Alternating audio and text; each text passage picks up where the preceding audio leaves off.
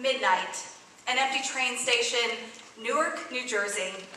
This will never make Frommer's top 10 list of travel experiences. And I was a million miles from home.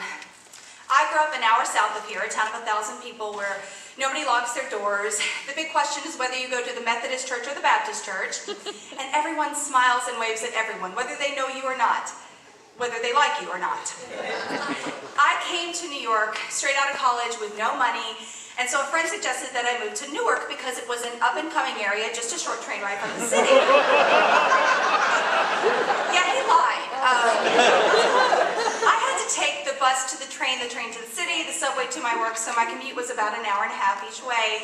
And Newark is the first place I ever heard gunshots, not related to someone hunting in my neighbor's backyard.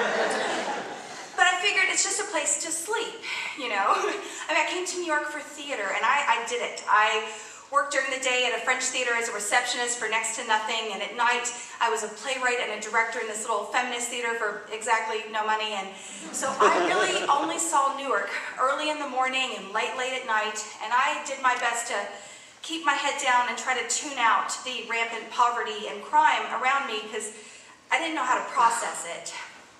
The problem was I had to go to the bus stop every day, and the bus stop was basically an HBO miniseries about urban decay with pimps and prostitutes and drug dealers and me waiting for my bus.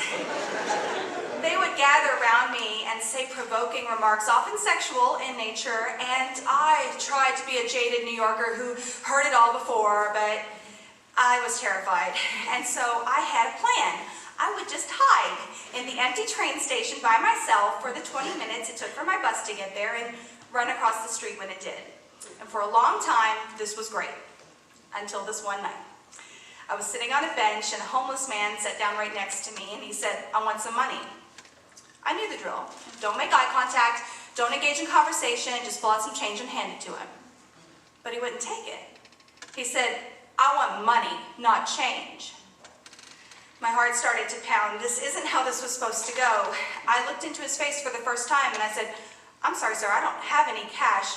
And because I'm just a naturally helpful person, I showed him my empty wallet. He saw my bank card and he said, "There's an ATM down the street, let's go get some money."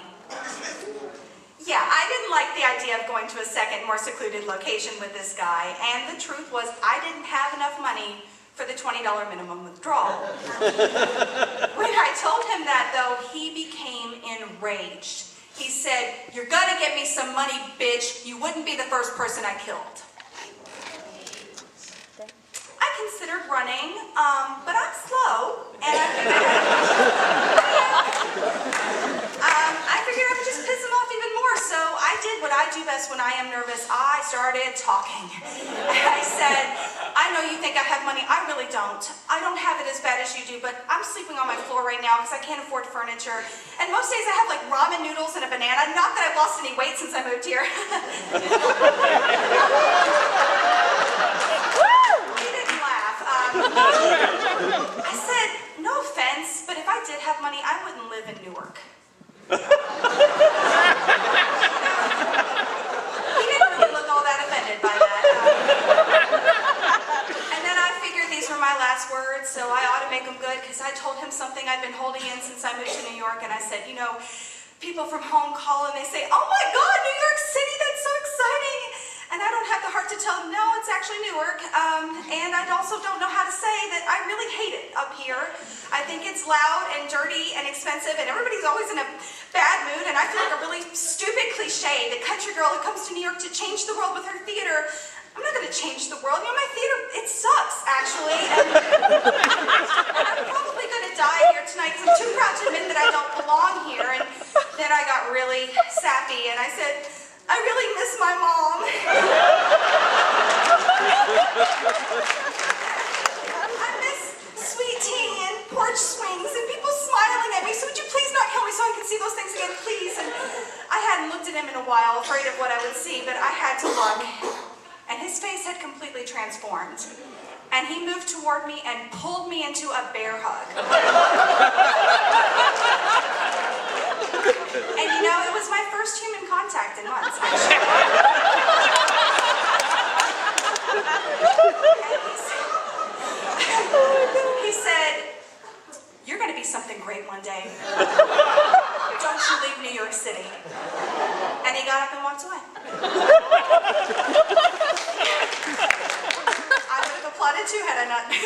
so nervous. But it was a weird night, obviously, because on the one hand, the next day I went out and I bought pepper spray. But on the other hand, I also started dropping my guard a little bit. Because I couldn't stop thinking, oh, what made this guy go from wanting to kill me to wanting to comfort me? And my theory was we were both sick and tired of our bubbles. You know, I was tired of not looking at the people and the things around me because I was so afraid of how different they were from what I knew.